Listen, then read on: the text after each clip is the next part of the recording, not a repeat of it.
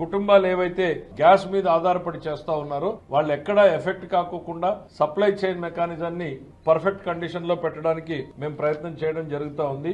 ఎందుకు అనంటే ఒక్కసారిగా ఇవాళ పానిక్ రియాక్షన్ మనకు కనపడతా ఉంది. ఆ ఆందోళనతో వస్తుందో రాదో అనే ఆందోళనతో నార్మల్ గా 1 లాక్ ఉండాల్సిన దగ్గర ఇప్పుడే ఆల్రెడీ 70%, 80% ఎక్స్ట్రా బుక్ చేస్తున్నారు. ఎవరు బుక్ చేసినా కూడా చాలా రెస్ట్రిక్షన్స్ మన గవర్నమెంట్ ఆఫ్ ఇండియా ఇచ్చింది.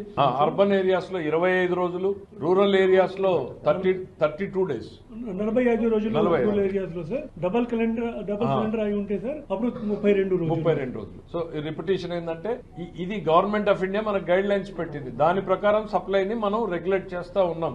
ఇప్పుడే ఇవాళ చాలా ఫ్రూట్ఫుల్ డిస్కషన్ అన్ని ఆయిల్ కంపెనీలు వచ్చాయి, అందరితోనూ పెట్టాం. వాళ్ళని కూడా ఎప్పటికప్పుడు డేటా మాకు షేర్ చేయమంటున్నాం. ప్రభుత్వంలో ఏం జరిగేది వాళ్ళకి, వాళ్ళలో కంపెనీలో ఏం జరుగుతుందో తెలుసుకుంటున్నాం. ఎక్కడ కూడా బ్లాక్ మార్కెటింగ్ కి ప్లేస్ లేదు.